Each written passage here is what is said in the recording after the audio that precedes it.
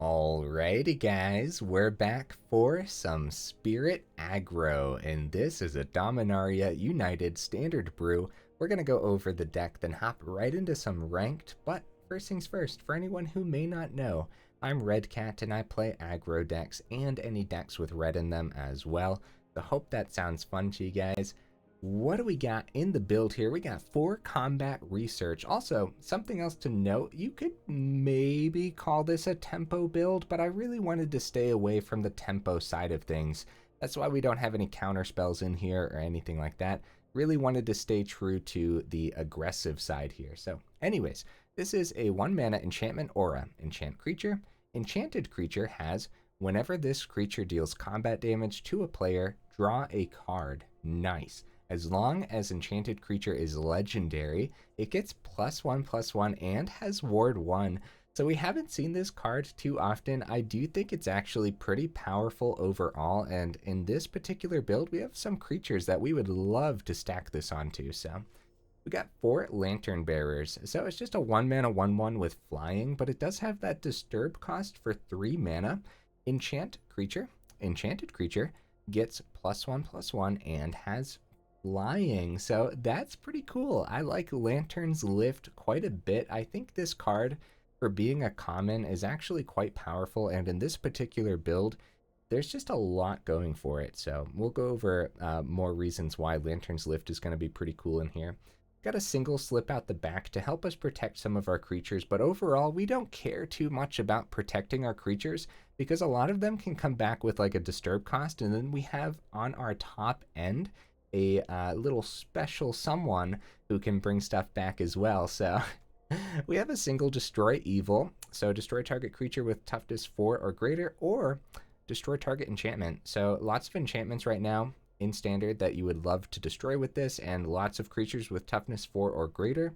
You could also have this be a Valorous Stance right here if you really wanted to, but again, we're not too worried about protecting our own creatures all that much, so I think the Destroy Evil is going to just be better in here. We have 4 Fateful Absences because it is very important to be able to take out whatever you need to take out when it comes time, and this can hit Planeswalkers too.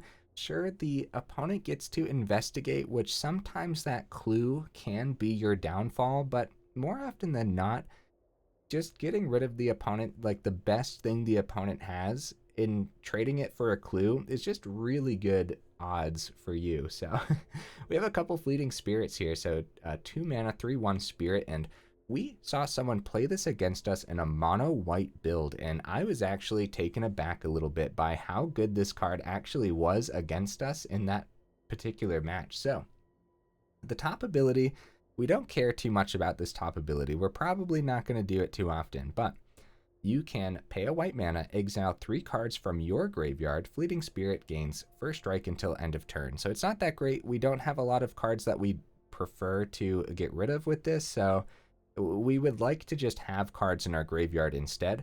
But this second ability is actually pretty solid. Discard a card, exile Fleeting Spirit, return it to the battlefield under its owner's control at the beginning of the next end step. So it has its own form of protection, and it's a spirit. And what's pretty cool, I mean, I guess overall, there's a lot of great cards to discard with Fleeting Spirit to protect it. And then, like, it's still only a 2 mana card, so if you don't want to discard, you can just let this die, and maybe your opponent used removal to do so, or maybe you're trading it into a more valuable creature.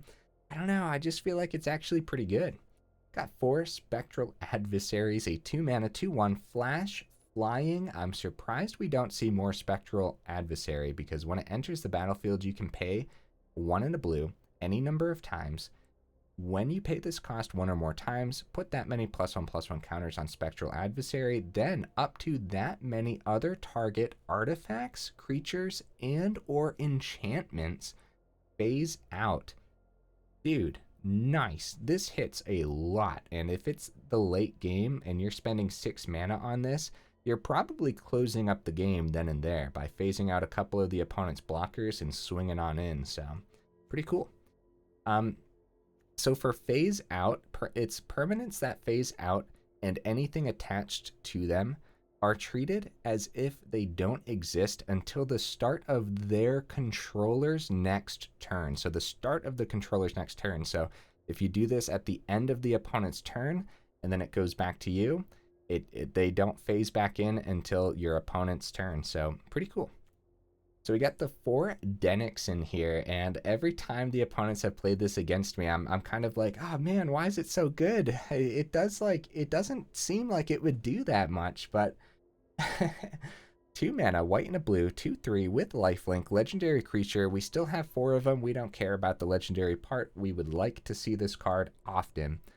Cards in graveyards can't be targets of spells or abilities. That is sweet. That stops a lot of things, like a whole lot of things in the current standard. And then it has a disturb cost here for 4 mana. You can bring it back as a spirit soldier. So that is worth noting. This is a human soldier. It's not a spirit right out the gates here. It can turn into a spirit soldier though. A flying 3/2 whenever 1 or more creatures cards are put into graveyards from anywhere. Investigate. This ability triggers only once each turn. It's not the best ability, but at least it can come back as a spirit, which is pretty cool. And then when a Dennick would be put into the graveyard from anywhere, exile it instead. So this is a great card to put combat research onto, right? You can plug that onto the Dennick. It becomes a 3/4 lifelink with ward 1. That is actually just insane. And then what if you eventually put a Lantern's Lift on the Dennick too? Now it has flying, and that combat research is going to be drawing you a bunch of cards because you're, you gave it evasion, so you're able to slip in a lot easier. So I don't know, man. Dennick seems really powerful, and then maybe you bring it back as the Pious Apparition too. Again, attach that combat research to it. It's pretty good. In our 3-drop spots, we have 4 Wedding Announcements because it's an enchantment. That'll be important. We'll see in a second.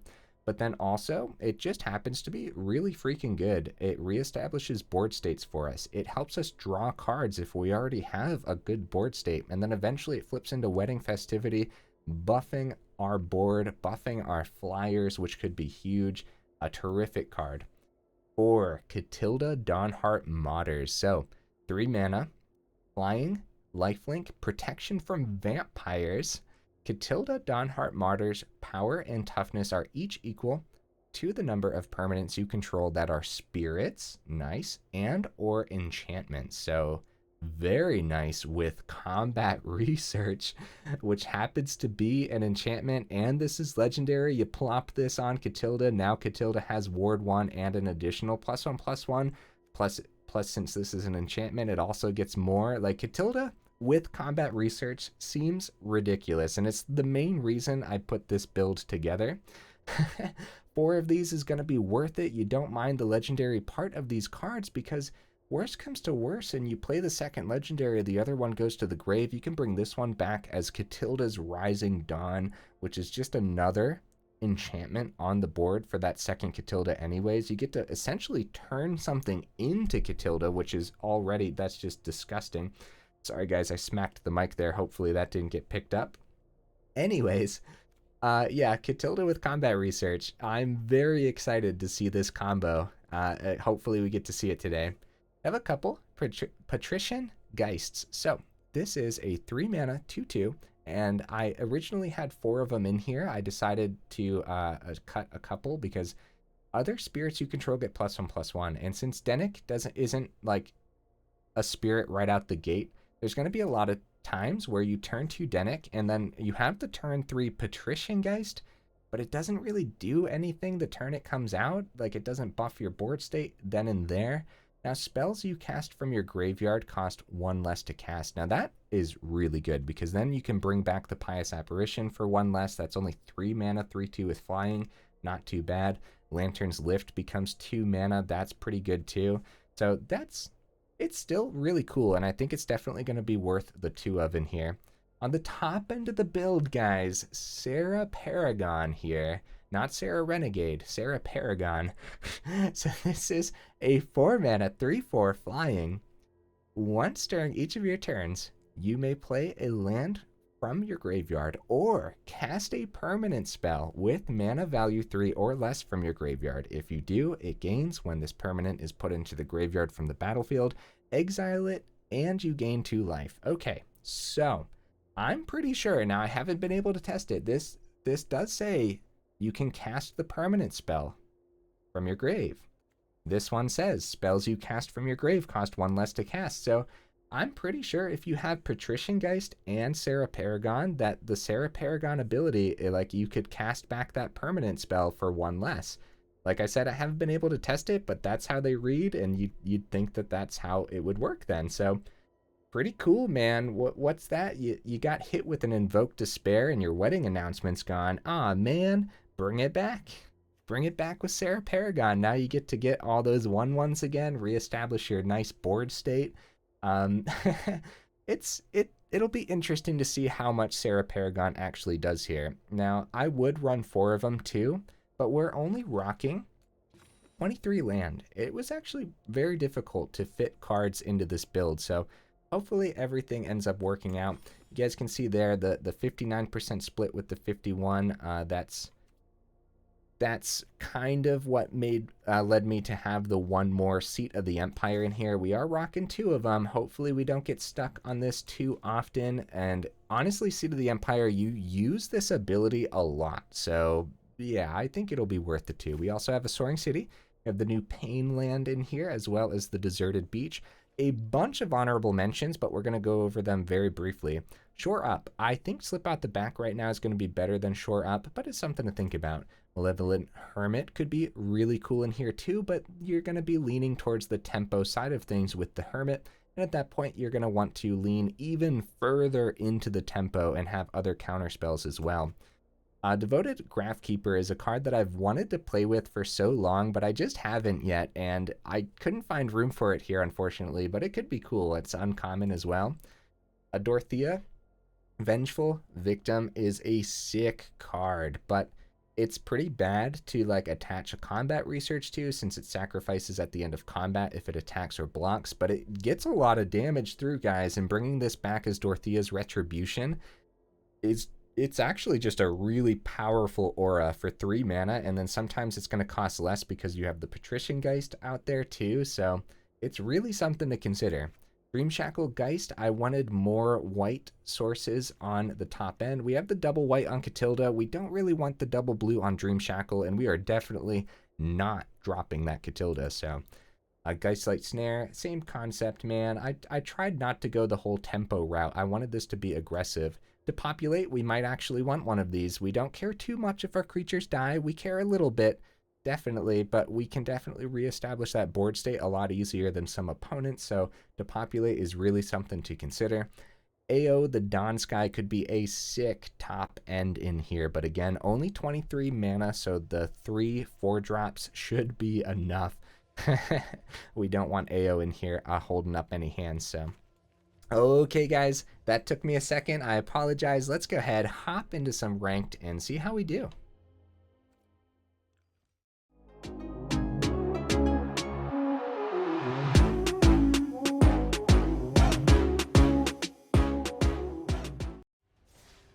All right, let's see if we can get right into the first match here. In the meantime, I'm going to get a drink of water real quick.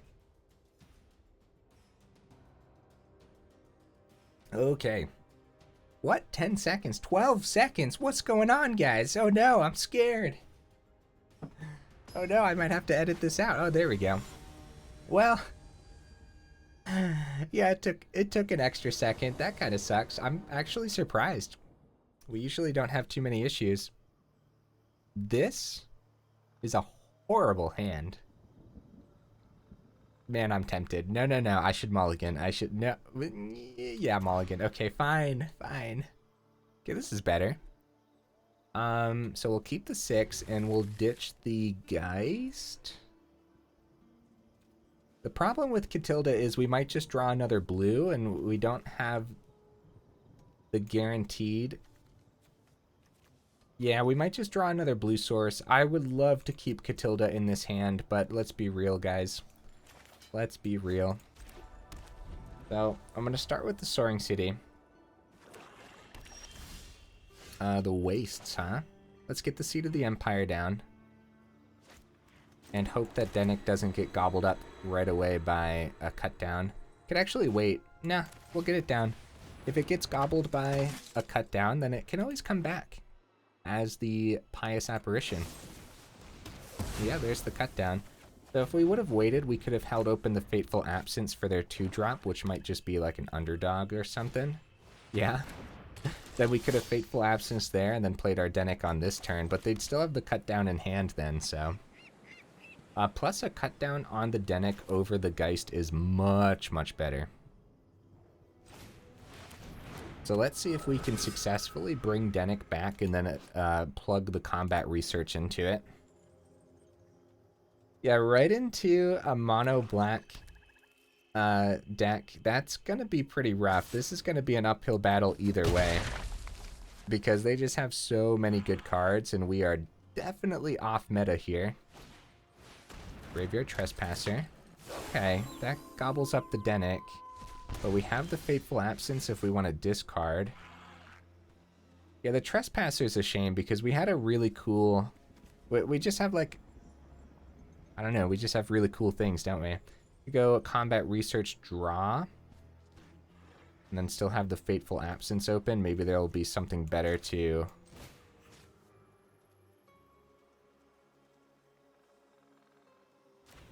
Yeah, even though we don't get the Ward 1, which could be really cool. Let's see what we draw here. Okay, so a land. I would kind of like to play Lantern Bearer, but I also like playing the land here. And discarding the Bearer to get rid of Trespasser. But if they have Liliana, then the Geist is going to die, and I'd rather sacrifice the Bearer. We could also... Yeah, no. This is tough. This is a tough decision, because we can also keep both of these open to flash out the Adversary if we wanted to. Oh, I don't know, guys. I don't know. Yeah, losing the Dennick to the Trespasser is pretty tough, but we have both of these open now. Liliana, we can sacrifice the Lantern Bearer. Like, a second Trespasser would be a nightmare, as it's so hard to remove already. Okay, they swing. Honestly, guys, a double block into Trespasser keeping the Fateful Absence is probably just better. How do you guys feel about this? I know that they both die. Is it better? Oh. We could also block the underdog too, but we still don't know if it's going to be Liliana. That's right, guys. Patrician Geist buffs all of our spirits. It's a 3-2. We didn't have to double block. Ah, man. Yeah, don't forget this buffs all of our spirits. We hook for 2. Darn. That sucks. At least their Trespasser's gone. That's another land, though. Uh-oh. Uh-oh, guys.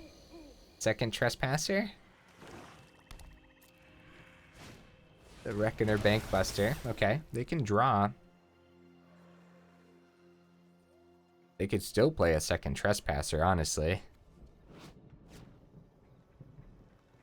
Yeah, there's a good reason we only have the 23 land. You don't want too many too often. You don't want to flood out in this build. We might Fateful Absence the underdog. The problem is they just bring it back, and I would rather save this for like a Shieldred. Yeah. Oh, a Lantern Bearer. Oh, cool. I mean, it's something. Could always attach the Lantern's Lift to it to make it a 2-2 so it can successfully block, but I don't think so. I think we save everything. Yeah, the second Trespasser would be an absolute nightmare. But we keep Fateful Absence open for like a Shieldred play. Yeah, we have officially fallen very, very far behind, and we're going to need terrific draws here. Wedding announcements, stuff like that. Stuff that can help us sustain. They blitz that back, huh? Is that worth... I guess we'll take out the OG underdog Losing one. And maybe we don't block here. Down to 6. Ah, it's really bad, but like, I'm gonna say no chump. We Fateful Absence just for the sake of taking less damage. Another Fateful Absence, so next turn they can blitz out one underdog. We can keep this. We could also go Lantern Bearer to buff this to a 2 so it can successfully block the underdog. Well, doesn't matter. If we chump it, it sacrifices itself anyways, so we might as well hold it all back. Save this as an emergency blocker, but we know that it could be as simple as land, Liliana, sacrifice bearer, swing with underdog. And that's, yeah, Liliana. It was land, Liliana. Here comes the underdog that will have to Fateful Absence now, because that's 4 damage total. Oh, each player discards a card. Well, I should probably just use the Fateful Absence then on the Liliana. Sure, they get another clue, but like, I thought for sure it was going to be -2, get rid of the bearer, because we're getting so low here. Yeah, these mono black builds, man. They are tough cookies. Oh, they had a 3rd underdog too, wow. Bankbuster draw. I'm trying to think of what we could draw. Just like a wedding announcement would go a long way. Oh, it's only a 2/2, but it's something. Now we just have to survive the onslaught of underdogs, and try to buff Katilda enough to gain some life. Oh man, if we would have drawn that earlier, maybe. Maybe we could have gotten there, but with the Lantern Bearer, that'll give +1. We do get a swing. If we wanted to. Well, no, we don't get a swing because, yeah, if they get their 8th mana, they can bring back both underdogs. Oh, no, guys. Both underdogs. Oh, Invoke Despair. So no underdogs then. We're down to 4. 3, 2. Oh, yeah, that's right. We're taking damage from the Despair, too. Which means it's a forced block here, or remove Katilda, swing for game. Dang, dude. Well, GG. We got obliterated here, guys. I just got done filming the mono black zombie video, and that's kind of what it felt like.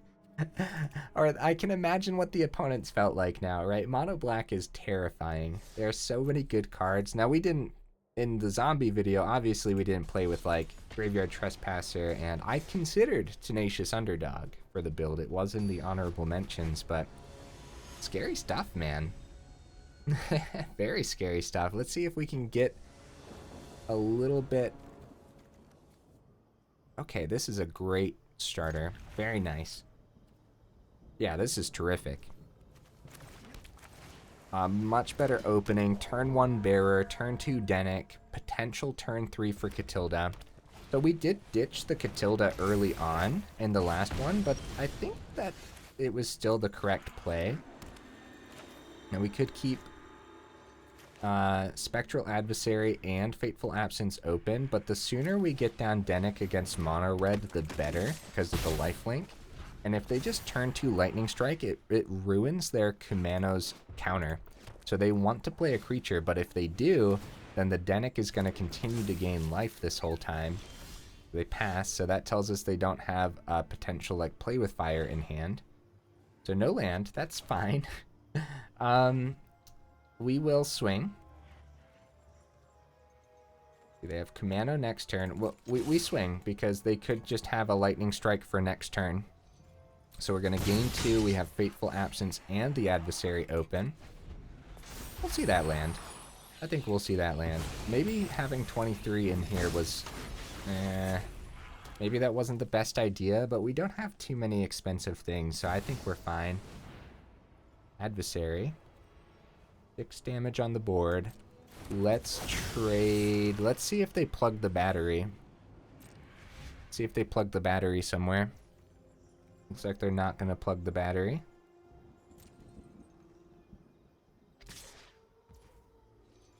Huh.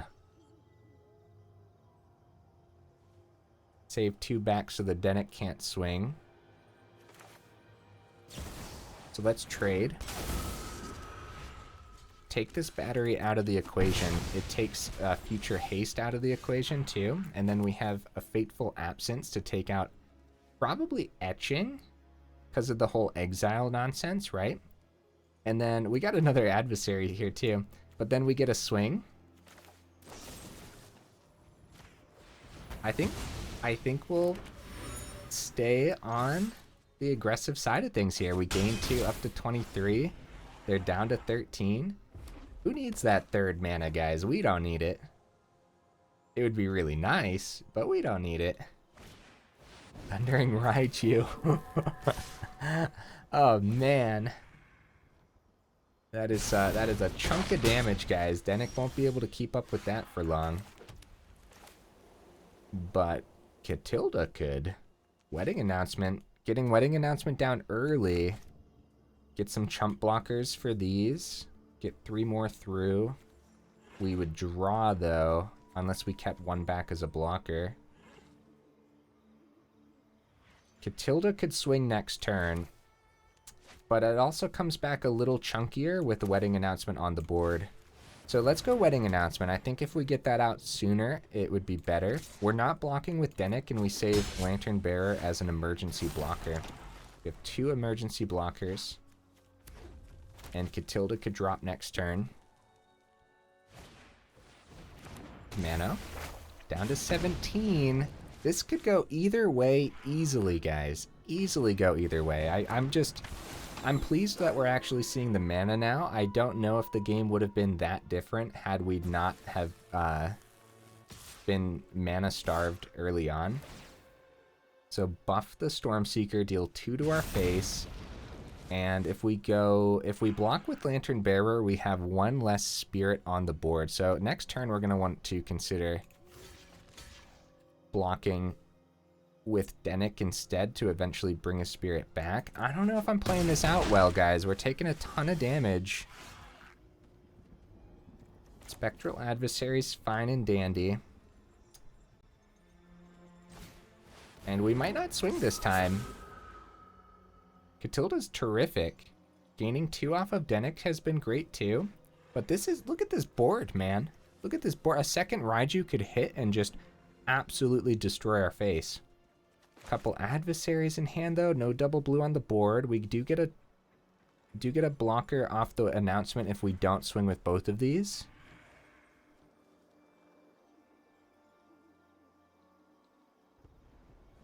I think we hold it all back, guys. But they're at 11.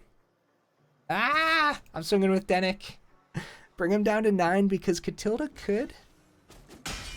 Oh, crap. They had a blocker, guys. What am I doing? I'm crazy. Well, we can bring Dennick back as a spirit next turn, I guess.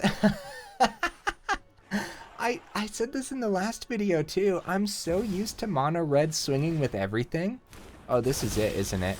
Oh, they don't have anything to hit off of this, but get an extra counter. Raiju hits for 3. The only thing we can do is trade with Katilda, gain. But, like, ugh, oh, we can only trade with the adversary over here. Down to 11. Oh, this was such a bad swing, guys. I'm so sorry. Oh, we just threw the game. I can't believe I did that. It's 11 damage there. We block with Katilda. We're just missing a lot of mana too, so I guess that's not the greatest. Not the greatest thing, unfortunately. Like, yeah, we're kind of dead. I kind of threw it with the swing. Like the opponent was probably thinking like, huh, that was weird. It happens, I guess. It happens sometimes. Another Dennick. That's terrific because now we actually have no extra damage coming through here. Kamano, and then another blocker here. Gaining the 2. We have great blockers, guys. But yeah, the mana has been pretty janky this game for sure. Opponent has had no issues with mana, which means like, yeah, easy second Raiju could hit and end this. Bloodthirsty Adversary. I think they are now successfully wide enough to just full swing and win, because we're going to go back up to 6, and they need 6 to go through, and there will be 5 going through. Oh. We're alive, and we keep Dennick. Man, that must be annoying. Back up to 1. Oh, second wedding announcement. It would have been really nice to see more mana this game, but we are officially dead. The second wedding announcement's really good, though. And it might have actually been my fault. We might have been able to survive longer had I not just swung into a 3-3 adversary like an absolute noob.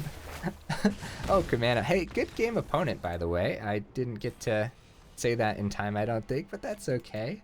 Couple losses. I mean, let's be real, guys. If anyone saw the last video, I was overdue for some losses over here. So up against mono black, then up against mono red. I guess now we're gonna see mono blue. So I feel like we might have a better chance against a mono blue build too. But honestly, with all the lifelink in this deck, we should have had a good chance against mono red too. But we didn't see a lot of mana the whole game. Oh my goodness, not again, guys. Not again, please, game, please. I can't, like, get rid of this hand. I should have had 24. I know. Y'all are yelling at me in the comments. Where's the 24th mana? You monster, how could you? Yeah, we'll talk more about it in the final thoughts. It really depends. You don't want flooded, for sure. There's the second seat of the Empire coming to haunt my dreams. But we can actually play it while Dennick's out, so... Good news, guys. No... Ooh. Oh my goodness, we saw a third mana and we can't play Wedding Announcement because of Thalia. They probably don't block. Let's just keep the Seat of the Empire open. Let's get rid of this Thalia. Let's do it. We have Fateful Absence too. We could do it on our turn. Patrician Geist here could be pretty good just to have hit the board, but the Thalia is a pain. So keeping open seat is definitely the play here, I think. And of course the Fateful Absence is open too then, if worse comes to worse. Like if they don't swing, for example.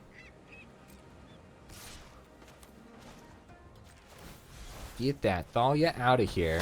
And then we're hoping to be able to play Wedding Announcement successfully, but they might keep all this open because they might have a counterspell.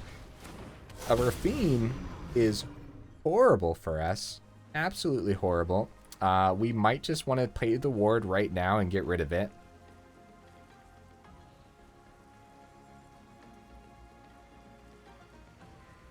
Do we? Fateful Absence can hit it at any time. Unless they have a counterspell open. They don't know what's in our hand. They don't know what kind of buffs and everything. Yeah, they take this.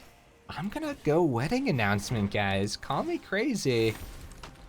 Because they might be able to protect this Rafine till the end of time. So not taking it out then and there might have been bad. But I'm curious to see if the Wedding Announcements can pull us through.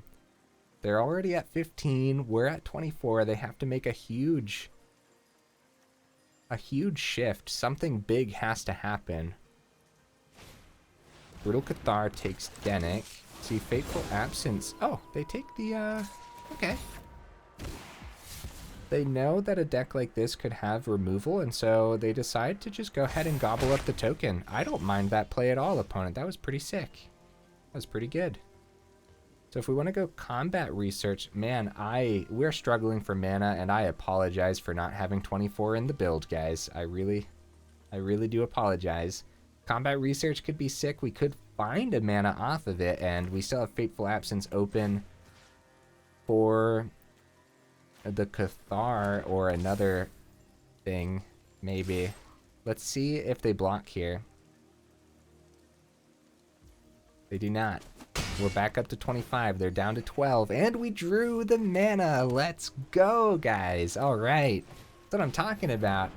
Yeah, at the beginning of Dominaria United, a lot of my aggro builds, most of them actually, had 23 mana because most of them were just flooding me out. Like, I was just drawing way too much mana for what we had, which was a lot of 1s, a lot of 2s, some 3s, and maybe a 4 or 2.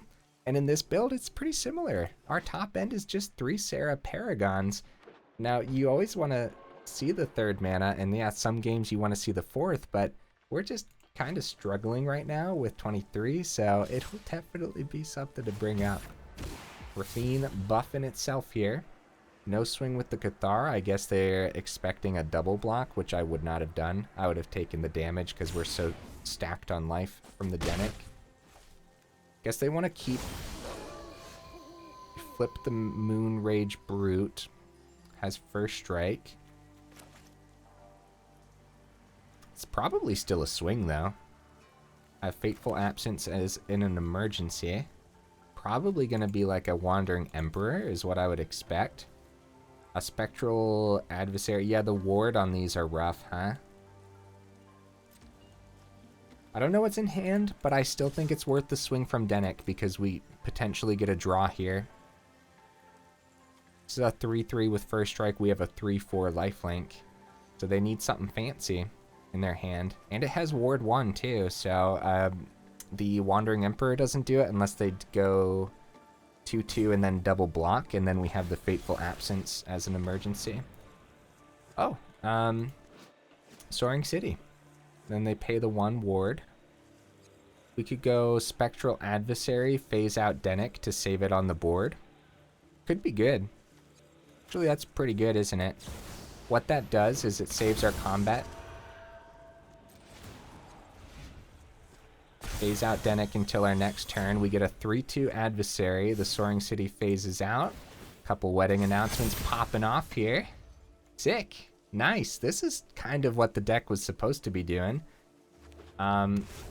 This saves our combat research on the Dennick. Now, Dennick was just going to pop back to hand. We would have had to replay it, which is a little bit of a tempo swing in the opponent's favor. And so I think by saving... I think this was good. This was 100% fine. This wedding announcement's about to flip next turn too, and we still have a pretty terrific hand as well, where Serra Paragon, I mean, yeah. Yeah, this works, man. There's the Dennick. They save both of these open. Play our island. Fateful Absence can hit both of these. Do we full swing? We would draw 1 off this announcement. Do we full swing? We could take out Rafine first, but I like keeping the Fateful Absence just open, and then we could still play the Patrician Geist. Thing is, guys, they're at 12. We're full swinging. I think we can get there. I think the opponent needs a lot. I think they need like a meat hook, like a big old chunky meat hook. So block, block. This is 10 damage. We could still hit the Moonrage Brute if we don't want to lose that 2-2, but not worth it. Because we're taking 3, they're getting the Investigate. We want to be able to hit like a Wandering Emperor. Urtai is gonna not be able to target the Dennick. So I guess it hits a 2-2. And we draw a card. They're going to take out Adversary. So I wonder what we draw here. Dennick's going to hit. We're going to gain life. Okay, they hit Adversary. Let's see what we draw. We're going to draw on the wedding announcement too. Yeah, Spectral Adversary. That's a good one. They're taking 10. Spectral Adversary is terrific to keep open here. Wedding announcement. Yeah, I'm down. We get to draw 2. Fateful and Spectral open. Draw 2. Our hand is stacked, and our board state is also stacked. Let's see the meat hook. Ratadrawbic. Oh my. Oh. I should probably take something out here, huh? I'll hit the Urtai, so they don't do any fancy things with Ratadrawbic and Urtai. That has a ward too as well, guys. They drop us the good game, and yeah, they didn't have removal, I guess. GG opponent, yeah, very good game. Ah, man. That was sick. That was kind of what our deck was supposed to do. I suppose that comes down to needing more mana. Let's try one more, guys. Let's see if we can get a good match in, and then see how much I complain about me only putting 23 mana in. It works though. It should work is what I should say, I guess. It should work. There we go. Oh my goodness, look at this hand. Oh, the opponent goes first though, but that's okay.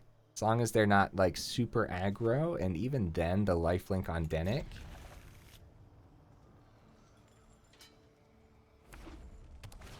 Yeah, Commando. Okay, here we go. Here we go, guys. Start the counter, huh? Start the countdown to death. Wonder what their turn 2 is going to be. You'd think they would have just slammed a creature down if it was a creature. So maybe they're thinking like, oh, open plains. Well, I don't know what.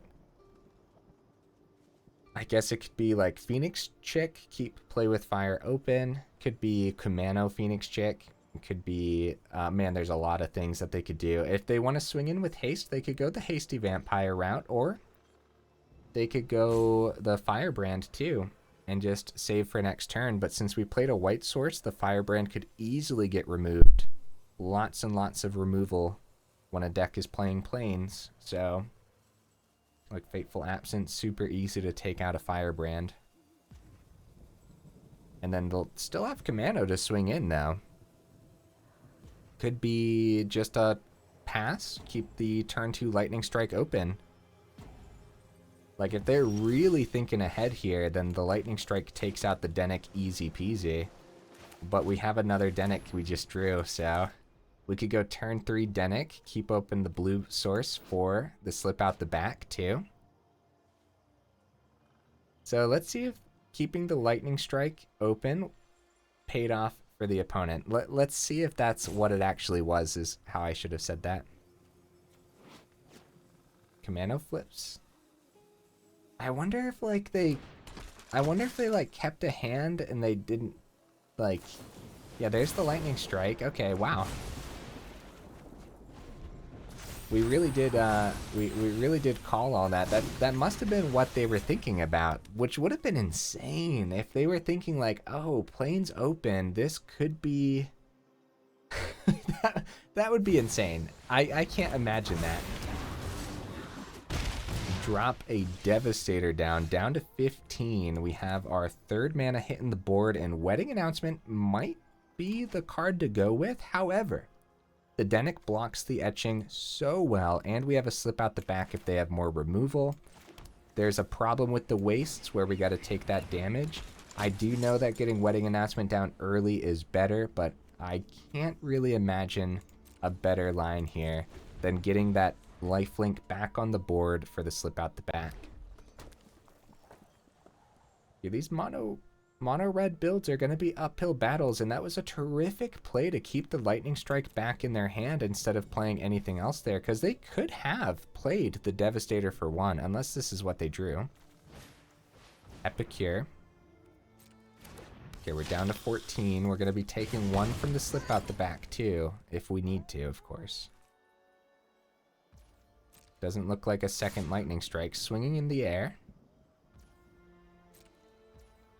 Patrician Geist does block the Devastator if we need to, but we got to get this Wedding Announcement down to block these guys on the ground and let the Devastator roll on through for now.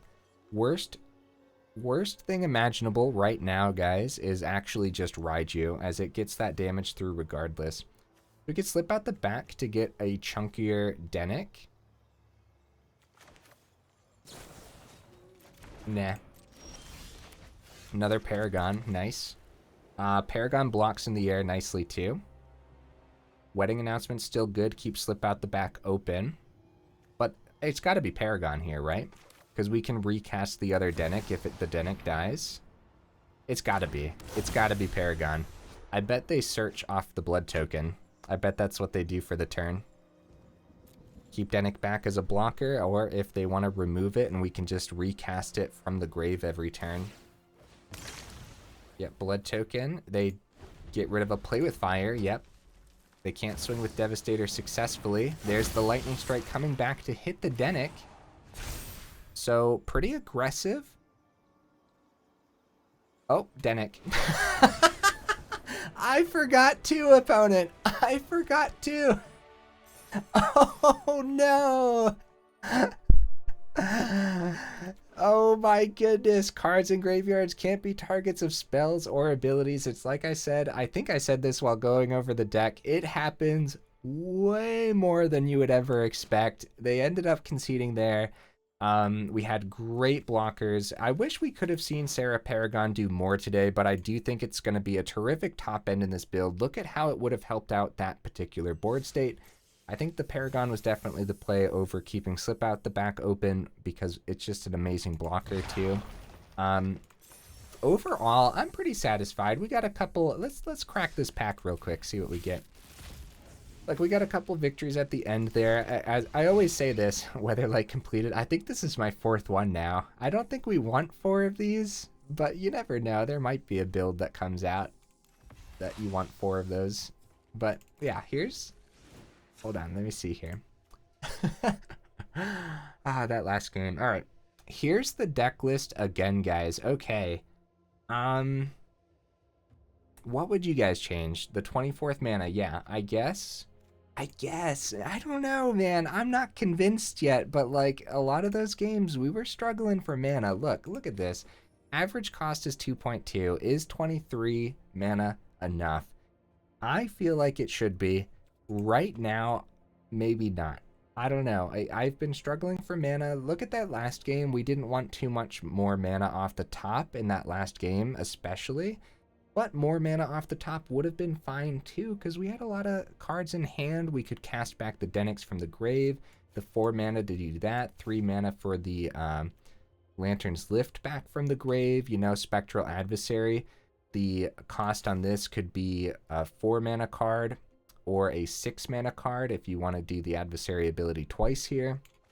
Even that being said, I'm still convinced that 23 should be enough. If you're not convinced, however, what would you drop? What should we do to add that 24th land? I would drop a single Serra Paragon. I do think it's a beautiful top end, and going up that extra mana, well, you would think, well, we would just want the 3 Serra Paragon because now we'll actually be able to play it more often because we actually are seeing more mana.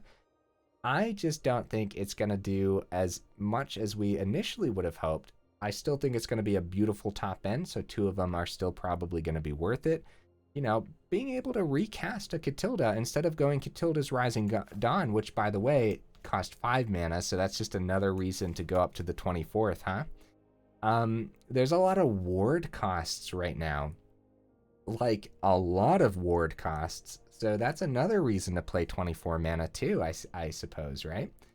The combat research, you know, we had like this whole concept of being able to draw off the combat research to find more mana, and that ended up working out nicely. Where do I sit then? I sit where more testing is required. I really do believe that more testing is required to see if the 23 mana is actually enough. But you're not going to complain if you go up to 24 mana. If you start flooding out, then you're just getting unlucky. At 24 mana, you shouldn't flood too much or too bad. So, yeah, I don't know. I would play it a little bit more with the 23 mana to see if it can actually be sustainable, because I do believe it would be. Another reason to go up to 24 mana, maybe you're discarding cards off the Fleeting Spirit, which we didn't get to see today. I'm a little disappointed by that, honestly. Maybe you're discarding cards, and you can always discard those extra lands that you're drawing when you are flooding out to protect the Fleeting Spirit, which could go a long way, especially if you do something like give it flying off of Lantern's Lift and stuff, and you're buffing all your spirits with the Patrician Geist and your wedding announcements, and it's actually a pretty cool and fun deck. I enjoyed it quite a bit. Yeah, what would you guys add or take out? Let me know in the comments. I'm almost positive that that there will be some comments saying, yeah, I agree with you, 24 would be better, but I don't know, I'm still not convinced. You know what else? You could probably drop like a single Fateful Absence for that extra mana if you want to keep the 3 Serra Paragon, or the single Slip Out the Back, but I do think that the Slip Out the Back will come in handy every now and then, especially against Mono Black, which runs like the Meat Hook Massacre and everything like that. Being able to just keep a creature alive can go a long way. If you end up dropping a Fateful Absence, you might end up regretting it because of Sheoldred and other cards and other big threats like that too. You drop like the Destroy Evil, there's always going to be that one game where they play an enchantment and you're just like, man, I really wish they didn't have this right now. And so Destroy Evil will get you there. Maybe go down to 3 combat research, go up to 24th. Either way, I would find room for the 24th, I guess. I'll give in. Find room for the 24th, maybe. Drop a combat research, that could do it too. I'm satisfied though. Hey, if you made it this far into the video, what are you guys doing here? Hi, thank you so much. Y'all are champions, and I will see you in the next video.